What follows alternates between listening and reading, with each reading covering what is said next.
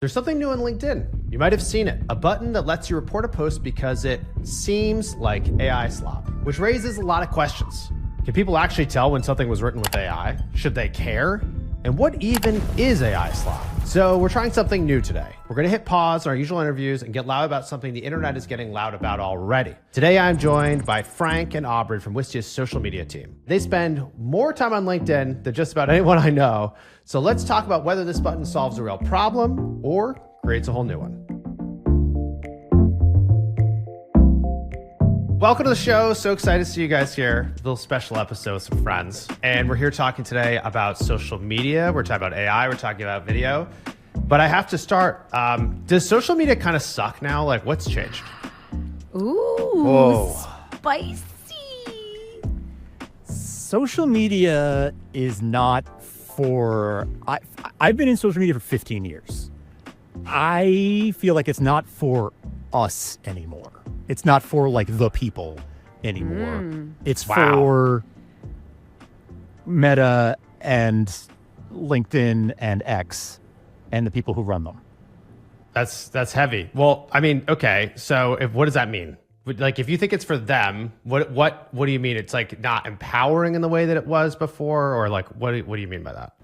I mean, I think that it's all about keeping our eyeballs on in the apps, right? It's always been that, but it's just been a sort of gradual tightening of that. And you know, Zuckerberg is now out there talking about, like, you know, we have a loneliness epidemic, and one way we could solve it is by just having you talk to AIs all the time. And then you'll never leave my app because you won't have to go meet those people in person. Huh? Yeah, there was no in person to meet yet.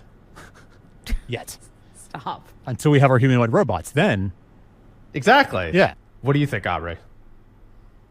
It's like wading through that quicksand that killed the horse in the never-ending story. Artex. R.I.P. Very millennial of me, but it's like what Frank said. Like, everyone's so connected, but it feels like you're more alone than ever. I did rip that off from a Jimmy Buffett song from the album Fruitcakes. But it's true. It's not about connecting with your friends. You don't see your friends in the feed. And it's every social media company as a big business reacting to another company or one comment in the press where I find it to be like maniacally change the algorithm in an effort to optimize the platform so you stay on it longer. And at the same time, it's like they're throttling everything that made it fun, connecting with people you knew. It's shoving things down your throat that you might not want, that it thinks that you want. And it's just putting us further and further down these rabbit holes and these bubbles that isolate you from other points of view. Well, we definitely see that, right? That everyone has a worldview dictated by their bubble. And it's hard to know what anyone else's bubble is. So you don't even know when you're having a conversation in real life, like, are we working with the same facts? Right. Which has made it very hard. But maybe we can also talk about, like, what do you think is actually working today? Like, do you think there is stuff that's working? I mean, I can say we've done a ton of stuff that works. It just everything feels much more fleeting, I would say, where it's like we try something, it's working, and then it changes. But maybe we can go into, like, what do you think is the stuff that's similar that works? If you think like, hey, I need to get attention on this thing, I'm trying to promote my product, I'm trying to promote my brand, what lessons can we give others about that? Well, I've noticed that the live streaming is definitely like of the now. It's kind of how some people are structuring how they market and test. And I've had success with things that are a little bit more stream of conscious, not too long, but it's you to camera, you as a personality that you have invested in as a brand, as a person, making your point, not with a lot of cuts all the time too. It's just person to cam, saying what you think, getting to the point pretty quickly, because like Instagram has to be under 3 minutes in order to be distributed to people beyond your followers. And people want to see you. It builds trust. They feel like you're in the room. That kind of stuff is still working. Yeah, and I think, I think building trust, I think being like, people can feel when you're being real with them, when you're not BSing them, when you're actually being yourself, and like, they can tell when you're trying to play a role of like a character online or when you're kind of just being yourself, and they always gravitate towards the being yourself. And I think we're talking about how the algorithm changes a lot. One thing that we've found at Wistia and Savage, help talking to you about your own LinkedIn, like using whatever we see is working in the current algorithm and pairing that with, in your case, like your authentic personality, putting those two things together. If this is what gets reach and this is what people find compelling, when you put those together, when we can nail down what's working in the algorithm right now and put those things together, that's what really sings for us, right? So you have to keep on top of these trends of what's always changing, but you have to stay at the core. You have to stay sort of who you are and have that same authenticity for people to like see it shine through. Yeah, it's weird. Isn't it almost like a lot of social media for most of its time felt very performative? Right? It's like I'm just giving you like a sample of my opinions, a sample of my life, a sample of what I'm talking about, and it's going to be highly curated. And now it seems like, well, you can feel it if it feels too curated. Yes. And also, I think it gets too close to maybe AI content if it's too curated. And so therefore, actually, the weird thing is being yourself and having opinions and being willing to say something that not everyone is going to agree with, probably. But like people may even accept you even if they don't agree with it in a way where before, when everything was performative, that didn't work that way. Have you been duped by AI content on social? Have you been like, oh, this is a great post, and then later found out it's AI? There's been an image or two that I got tricked by for sure. Yeah, same. Where it was something plausible enough that maybe it was related to a news event or something and looked like, oh, okay, that's what this is. And then I looked a little deeper and realized, oh, okay, that's just a fake image of that person or that event. Can I tell you my embarrassing dupe? Please. Sure. It was Zendaya and Tom Holland's wedding with all the past Spider-Mans. And I'm like you saw that and you're like, this actually happened? I fell for that because I'm a romantic, because I liked the idea of all the Spider-Mans at the wedding. And my boyfriend was like, you dummy. This is not real. And I was like, love you too. Well, which does force us all, because you basically have to bring a critical eye to everything, which can then just make you cynical, right? Yes. 100%. Yeah. Because you see something that is real and you're like, no, this can't be real. Like, you just have to kind of go in with that, which kind of sucks. It does suck. And then you have real content being accused of being AI. Yes, that's where, oof. Which is, LinkedIn. Which happened to us a bunch recently. LinkedIn's new button. Even really old content too. Content from years ago, we reshare like, oh, this is AI. It's like, this is actually not AI. This is from 2016, sorry. Yeah. That's the thing. Wild. That has happened. Yeah. And it's wild too because of all these algorithmic shifts. You want to cross-check your work to make sure that it's optimized for the new algorithm. And I've even found you have to do that. And then when you just write it fully by hand, it fails in the algorithm. So, and now they're telling us that we can't use AI, like LinkedIn. I got a beef with LinkedIn and how they've managed the whole thing.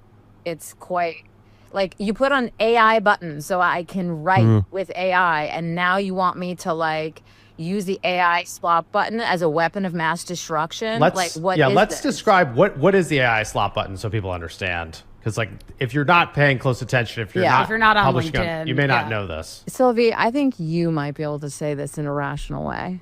So there's a button now in the 3 dots above every post where you can essentially flag somebody's content if you think it's AI. And the button, I think, seems like AI Slop. And at first glance, I was like, that's interesting.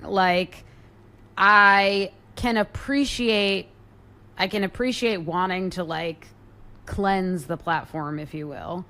But then I feel like what you were just describing, Savage, that some genuine content is being flagged as AI Slop. It's so easy for someone who's like, I don't like what you're saying, to just flag something as AI Slop. And then where are you? Then it feels like we're in I don't know, censor land. Fascism. I think that's the part that's the most. The whole thing is unfortunate because we know people can't tell always when something is AI Slop or not because you can tell if it's really, really bad.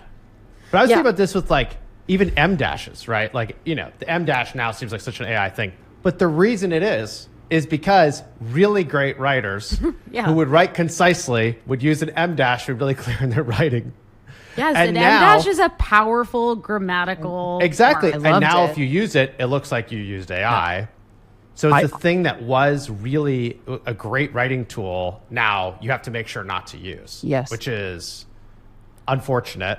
And then I think also, I'm not sure that the AI slot button is, I just don't think it's going to work for LinkedIn. I don't think it's going to solve the problem because of what we're talking about. Do you think, can I put on my tinfoil hat? Oh, yeah. Please. Oh, please put it on. I'm going to put on my tinfoil hat for a second. There is a very fine line between creating an AI detector versus an AI versus building something that lets you make AI content that's good enough that it won't get detected. Like using all that data that they're going to collect from things being marked as slop, it's a very easy, like a switch to flip, essentially, to start generating content that doesn't have any of the hallmarks of slop so that it doesn't get detected. And that does have unlimited engagement if you can put out unlimited AI content. So I think that's really interesting what you're saying, Frank, because the other thing is the AI is just getting better at an exponential pace. Right. And so I think you're probably right that in a year you will not be able to tell Correct. what was AI written at all because all these nuances and things are being figured out. So what do we do then is a big question. And what do you think is going to happen? Do you guys care? Like, I know with like, I feel like everyone who's like a practitioner in a certain field, like if you make video and somebody is making video with AI, you care in a different way than you would like somebody writing a post with AI. It feels like personal at that point. Do you feel like you have like a strong aversion to seeing like AI content? I was a newspaper journalist when I graduated. That was what I wanted to be. And I've, come to terms with the fact that AI is a part of how we live. And I think that there is a right way it's used and a not so right way. I think it can be hard to articulate when it doesn't feel right. I think if you use it for a first draft, but then you give it the human stain and it's just not a pattern, it's got real emotion and humanity under it, I'm okay with it. But that line, I think just knowing that AI was used, some people can't even take that. It's so polarized. I think we as a society haven't defined in words what makes us feel uncomfortable all the time. We can just feel it. So for me, I think it's part of it, but I think we collectively have to figure out what bothers us and what doesn't. I think you're right, Aubrey, because a year from now, we have to figure that out, like where the line is and where our comfort is collectively. Because a year from now, that AI label is pretty much going to be irrelevant. It almost already is, because AI will be in everything. It'll be used for everything. So the question, was AI involved, stops being a useful question. Was a computer used to type this? Yeah, obviously it wasn't a typewriter. At some point, it just becomes obviously it was used for that. So the question that survives is who is it working for? Is it working for humans? Is it working for the people consuming the product, consuming the platform, to make it a better experience for them, or is it working to sort of extract value out of the users? That for me is the real question. Who is it being used for? Not is it being used? Yes. Well, I mean, I look at it kind of like everything we're talking about were signals of effort. So if you are reading a newspaper article and it's really well written and it's thoughtful and it's funny and it's you learn something and it's engaging, it's from a person you trust, you could tell there was a huge amount of effort that went into that. Yes. And so you're more likely to trust information. In recent history, up until the AI creation of content, if you were reading posts, someone had to be writing them. If you're watching videos, someone had to make them. And I think depending on the medium, seeing more effort often implied more authority. So if you watched a video and the video was really compelling, and it was shot in person. People were doing wild things in it, and you would think, man, this must be really important if someone put all this work in. It's like a subconscious read to help you filter the information you're getting. And doesn't mean it's always used for good, but it means that that was like a thing that existed. And I think what's happening now is basically this cynical approach to all of the content basically starts to make you question everything, and it's much harder to see the effort and value the effort. And so even things I think this is the sad part, is like the things that are made and are real, if someone thinks they're AI, they don't get the credit they deserve. And I would say that for social media specifically, or if you want to call it like the attention economy might be a better way to talk about it. If you log into LinkedIn and you think everything's AI, I think you're going to stop logging in. Like, I actually don't think it's good for the platform either, because like, it's not, yeah. It's just like you're no longer getting my attention. You can't serve the ads. You can't get the data. And it does seem like there's just a big reckoning coming, which is if the major platforms can't find a way of helping you feel confident that the stuff you're seeing is from real people, I don't think they're going to go away, but I think they're going to become much less relevant. And our attention is going to shift to other things. I agree. I think that's why MySpace is perhaps having a resurgence where they come back.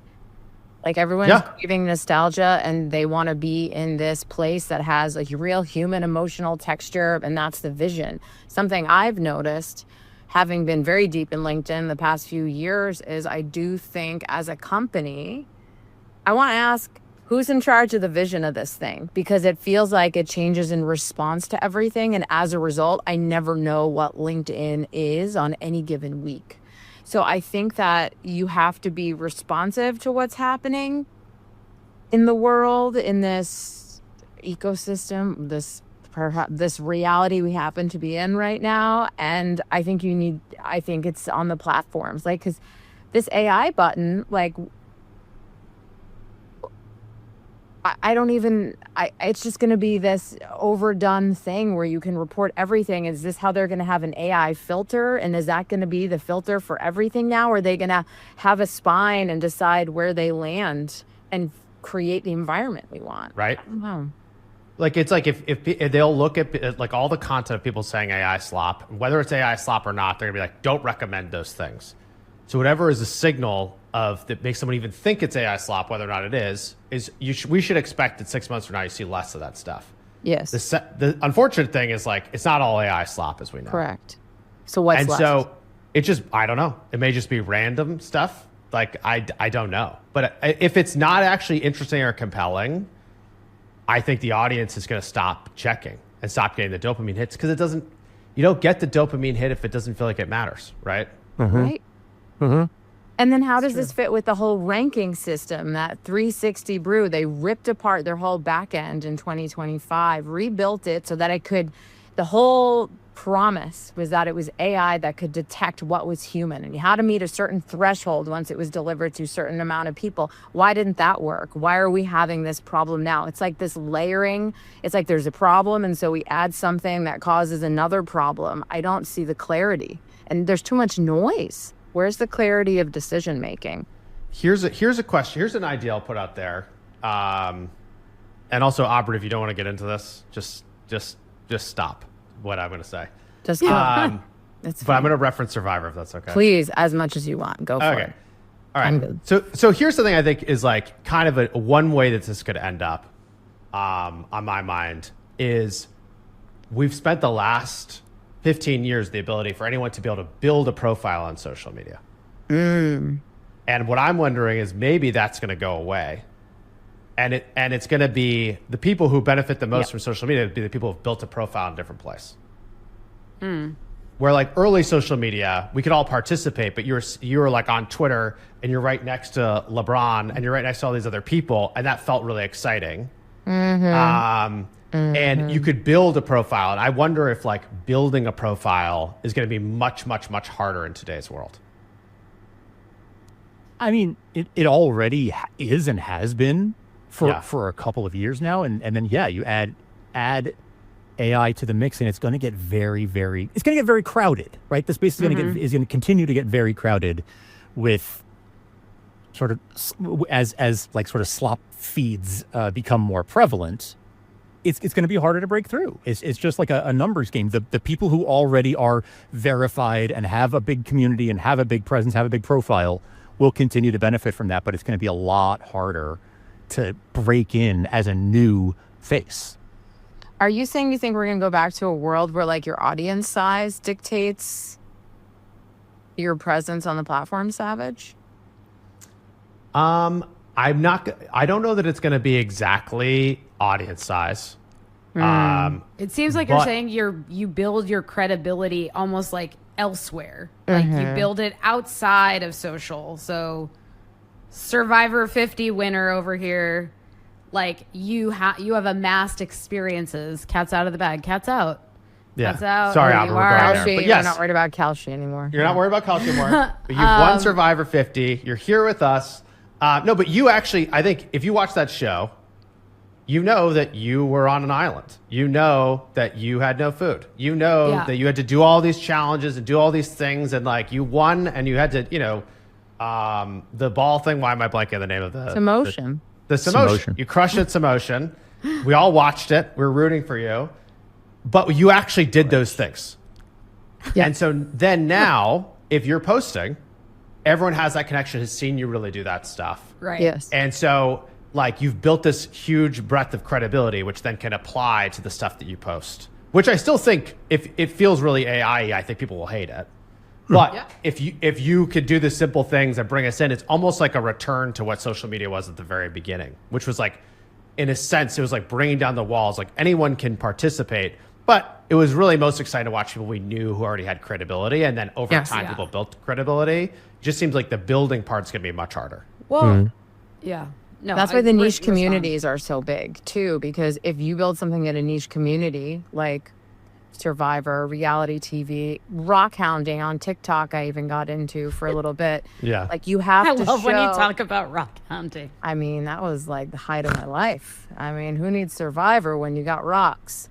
But you have to demonstrate some expertise in the area. It's like, it's almost table stakes that you have to like to even be at the table, you got to show you did the thing.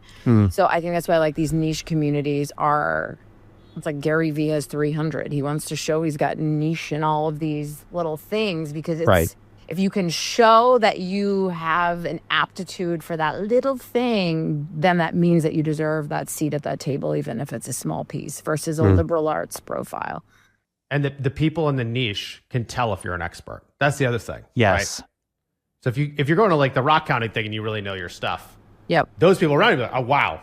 Like Aubrey really knows her stuff. You grow your profile, but you're coming from this base of people feeling like she is an expert. Yes. Versus you're trying to be everything to everybody. That's not going to work at all anymore. Yeah, it's like group verification. It's communal verification. I also feel like when social started, you were like, you had a real experience and then you were like, I'm going to talk about it. And now it feels like there's all these like synthetic experiences that you're creating and manufacturing just so you can talk about something, which feels like so different than how it started out. Yeah, I mean, that's also why we have the rise of like Mr. Beast is creating those experiences for people. It's like we're in the Truman Show at this point. You need to create that big freaking cool thing so that you can create that cool experience. Right. Yeah. If you were to give advice to somebody who is saying like, hey, I actually think social is important, or I think the attention economy is important. I think building with these niches is important for lots of reasons, like SEO is harder, inbound marketing doesn't work the way that it used to, all that kind of stuff. Yeah. And what do you think they should be doing? Like, what's the advice to somebody today who's like, hey, I want to get into this. I think I can figure it out. What do you think? I think there's going to be an easier way and an increasingly difficult way. The increasingly difficult way will be the old-fashioned way, like plug away at it, post every day, be a poster, push through it, and eventually in the right niche. And if you reach the right people, eventually you can actually grow a community. That's the hard work, tough road. The other way is have a really good paid budget, because that will continue to buy you influence on these platforms. Like that's what will reliably, I think, stick around. Like money is always the language that they will continue to speak. Interesting. You went for the paid. I'm intrigued because there's a hollowness to that for me. I guess it depends on what is your goal. I understand the paid. I'm more of the like, I'm so intrigued. That was your answer. I'm more of the like, you have to create systems for creating really good raw content off the bat, whether that's a podcast. I've even talked to people on Wistia Record and just done a raw kind of chat with them, almost like I created an event, Sylvie, kind of like you were saying before, a chat. But I think people are going to continue taking from like the Twitch streamers or in like clip farming, that they're going to be having a bunch of raw content and then using technology to like test a bunch of different hooks and thumbnails and first 6 seconds of videos to kind of see what's going to work and maybe have multiple accounts and then get reach by testing a lot of stuff. I think that's what's going to happen. I think you need to figure out how to use the AI to create sustainable systems, and then that human taste is like the raw content that feeds those things. For the record, I agree with you. Like, I think that's the better way. I think that's personally, my opinion, I think that's the right way to do it. Like, I think that is a much more human approach, much more authentic. Like I was saying before, that is how you have your like real self show through. But it's sort of like you can do it quick without a lot of depth, or you can do it slowly with a lot of effort and get a lot of depth, like you're talking about. Yeah, I think what I hear, and transparently what we're seeing internally, right, is like AI is changing a ton in terms of what we can automate, but also what we can understand. Like the amount of things we can analyze and try and make different clips and do this thing is like awesome.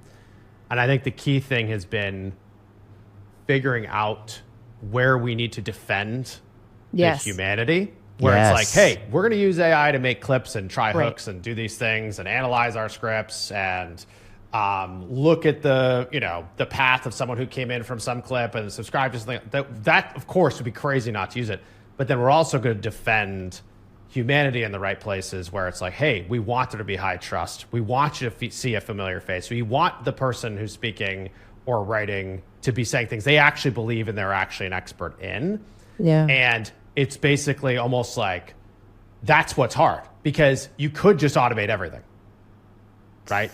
Yeah. I think our consumption habits are going to dictate where social goes. And if we reach that point where we're like, F the AI content, we don't want to see it anymore, something dramatic is going to happen. And the other flip side is also true. Like, if we're like, we don't care, we want it all, keep it in a mixed bag, that's going to dictate the same thing. You know, it reminds me, when you're saying that, I was thinking about a few different things. I've mentioned to all of you recently that, like, I noticed when I went back to X that the algorithm felt really different to me recently. There's been like a big shift. And part of it is just showing people I actually know. Yes. Which I hadn't been seeing for years. And so I'm like, oh, I know these people. And when I say actually know, I mean like I've met them in real life. Yes. And so I know they're a real person. I've had some interaction with them. And then I see them posting about some silly thing. But I feel tempted to respond because like I'm like, well, I know them. Like, this is great.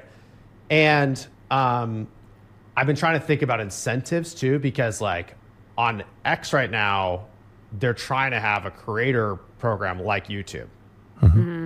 I've seen this guy just step down the other day, Nikita Beyer, who's like the head of product there, who kind of fixed a lot of their stuff, just stepped down. But I've seen him say things to people like, someone's like, I'm not monetized anymore. And he's like, well, all your content's just AI and copying other people, so we don't reward that. And there's almost like this weird editorial thing happening where they're just like, basically, we don't like this, so like, get it out of there. And they're trying to defend, I think, against the AI slop. But at the same time, like, there's a YouTube channel I was thinking about of someone who does like walkthroughs on like some like games and technology equipment stuff, and it's an AI voice, and it's an AI voice, and you never see them. And the interesting thing is, the person who does the channel has like an issue where they cannot actually speak consistently.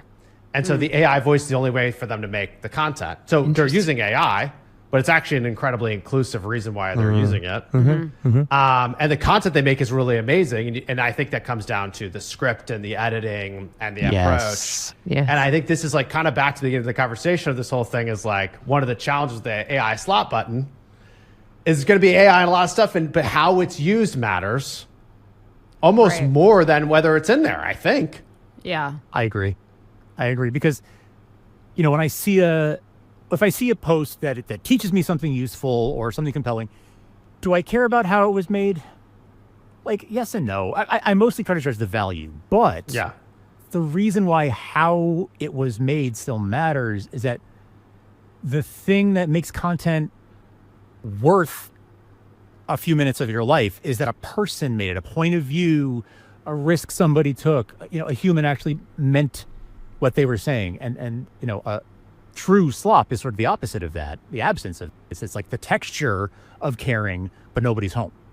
So I don't really care if AI helped, especially in like a case like you're talking about, where like this was used for accessibility. This person would not be able to make this content without that assistance. So like, I don't care that AI helped in the making of that. I care if anyone was home. And so if there's humanity coming through the person who's writing, the script that then it fed to an AI to do the part that the person couldn't do, I think that's understandable. And like, if as long as someone was home, that's the line for me. AI as an instrument that a person is playing versus AI as the band with no one in the room. I saw someone say that too many people are using, this wasn't a comment. I don't think it was an AI comment, but they said some people were using AI as an exoskeleton. It's some people's entire exoskeleton, and that made a lot of sense to me. But it's hard, Savage, as you're saying, like, what parts do you defend? I picture like the Battle of Hogwarts, and you're like, which door do I defend right now? Or like, where do I use my like special skill in this moment? Like, it can be hard too with AI, not only to like defend what's human, but know which human part of you is the one that's going to stand out. It can feel hard to know what your like inner voice is. I have to, okay, everything we're saying, there's a really talented creative director I used to work with named Courtney Satoris, and she posted this the other day. She said, people ask me how to use AI copy and turn it into something human sounding. Oh, it's simple, I say, just do this. It's simple. You take the raw output, you add the friction, you inject the weird, broken, beautiful truth that a server farm can't compute because it doesn't know what it feels like to sweat or to fail or to buy something just to feel alive. You give it the human stain. That is beautiful. But like to know what that means in the moment when part of the game of social media is to keep trying quickly, it's hard. How do you slow down long enough to be human? That's my other question is like, how do you what if we went to a world where the ideal posting cadence was twice a week versus Hell yes. 10 to 50 times? Sorry. Maybe that would solve the problem. I love that. Say something when you have something to say. Also, what you're describing is like, okay, someone used something, AI to write something, and then they put a ton of effort into it. Right. And then you can feel the effort when you're reading it. Right. It reminds me of this quote that I've talked about from F1, obviously, which is this guy, Speed. Adrian Newey, who is, yes, we love speed. Adrian Newey, who has designed more like world championship winning cars than anyone in the last 20 years. When people ask, like, why are you so good? He basically said, well, most of the people designing the cars rely too much on simulations because a simulation, like a computer, doesn't feel fear. And you need a person in the car who feels fear. So like when you're going around a turn and you're doing it over 100 miles an hour, and if the grip goes out, you're going to crash into the wall, you're going to risk your life. There are certain things that work in the simulator that do not work in real life. And so you have to optimize around the person. And I think like, as you were talking, it made me think about what's that equivalent with content? And like, I think it's maybe like, if you can't feel embarrassment or shame, or also like the joy of getting something out there that really like helps others or inspires others or delights them. Like if you can't feel those things, it's pretty hard to get the right stuff on the margin. It's also pretty easy to take a risk with your own credibility, right? If you don't feel those things. Well, it goes back to the live streaming and events and you know, the thrill and candor of being really present, and like you said, like the risk of like flubbing a line, and the, you know, the joy when someone laughs at your joke, or it's just these are things that can't be replicated. As you're saying that, I have going in my head, I'm weird, the touch, the feel of cotton, the fabric of romance. I am cotton. You know what's funny though? I even hear like those old school jingles, and I'm like, oh my god, like AI didn't write that, and I can physically feel that. Oh yeah, jingles. Or like a Folgers commercial, like you. Oh sure. Feel it. You do this when you read it. I need more like this and not Mentos. Now we're going down jingles. Taste the freshness. Mentos had some great commercials. So how does what's the moral of our story? I'm like, Savage. What? Sum it up in a line. What do we? Go what slow do we do? But fast but slow. Like it's.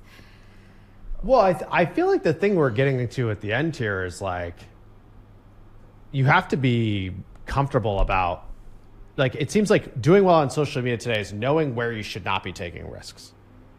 Almost. And like the risks are ones that are like to your credibility, to your image, to the brand. And it's really easy to give up control of those risks with AI. It's like impossibly easy.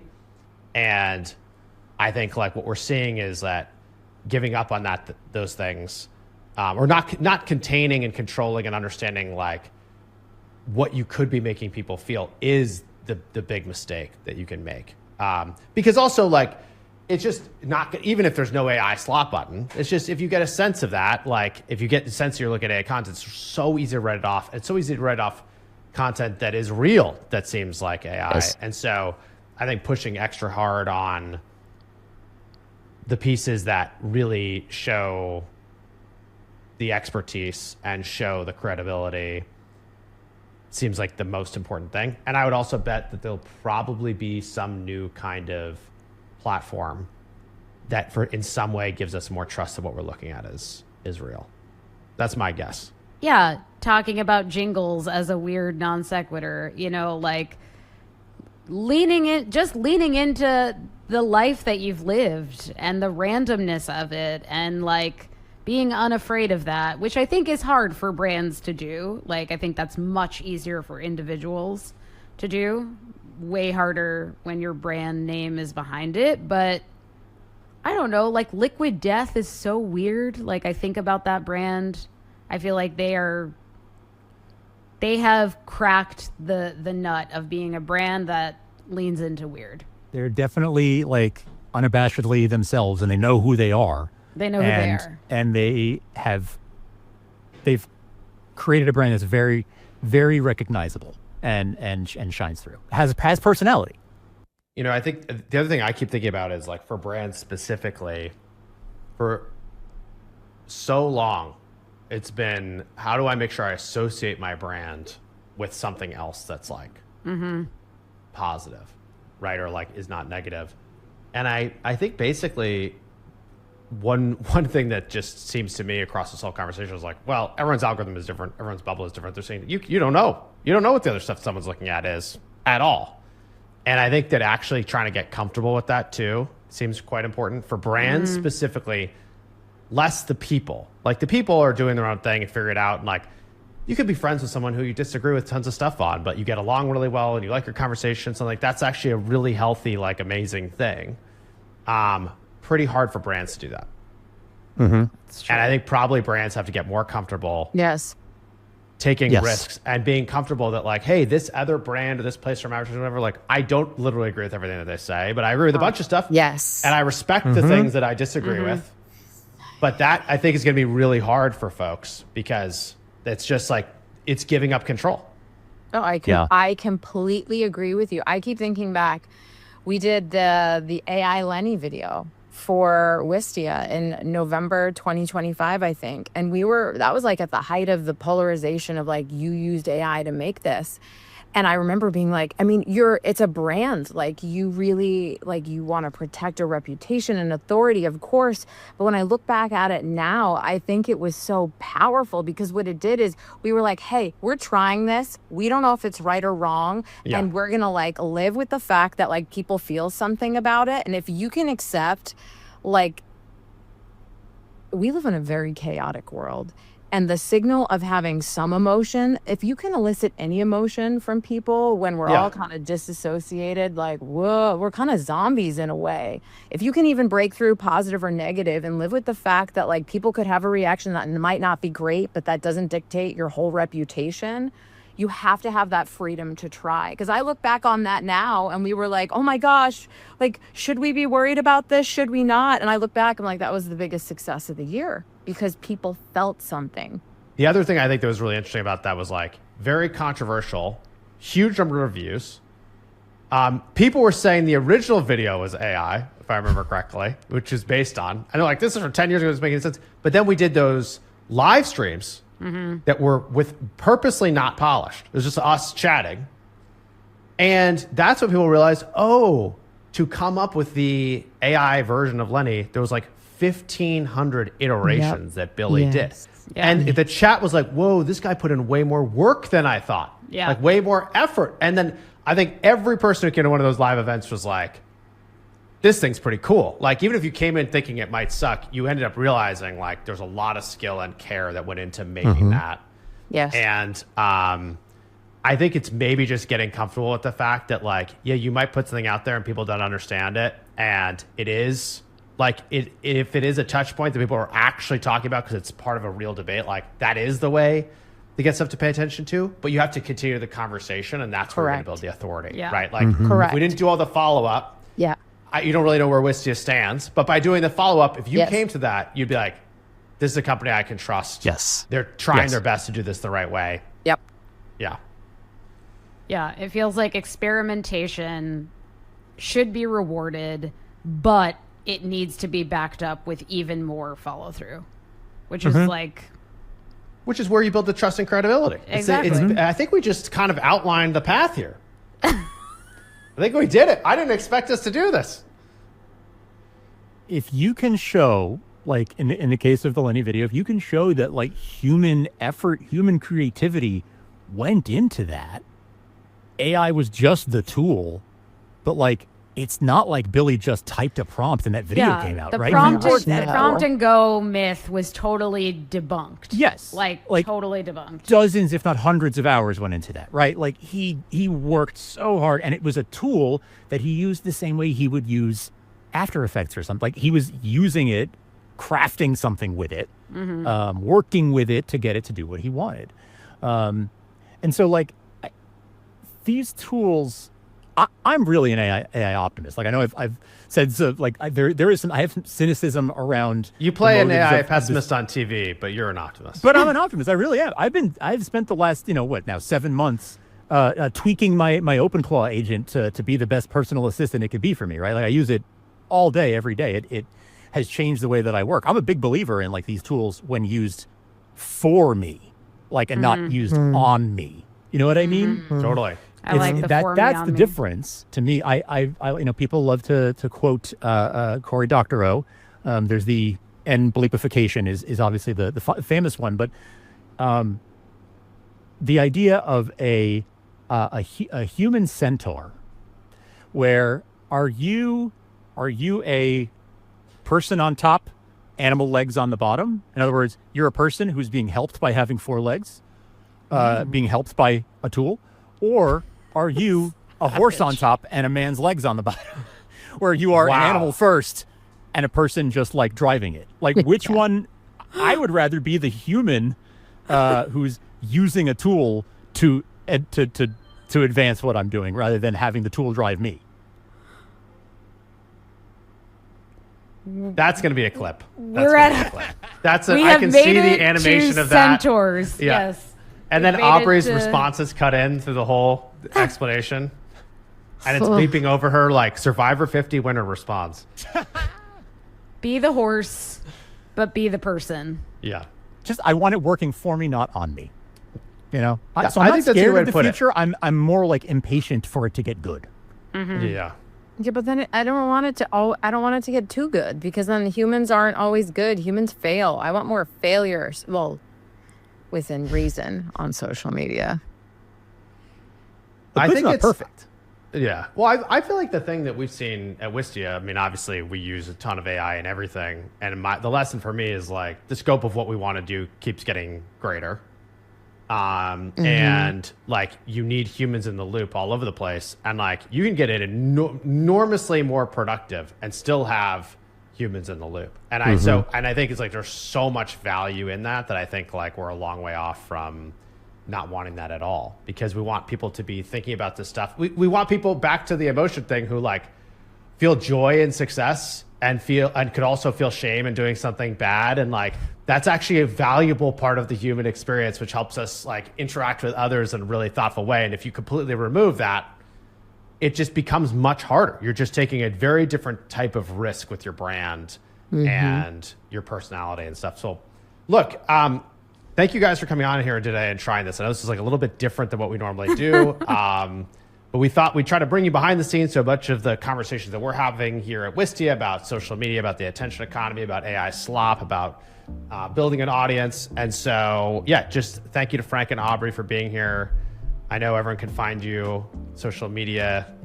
And Sylvie, thanks so much. I'll see you soon. Bye. Thanks.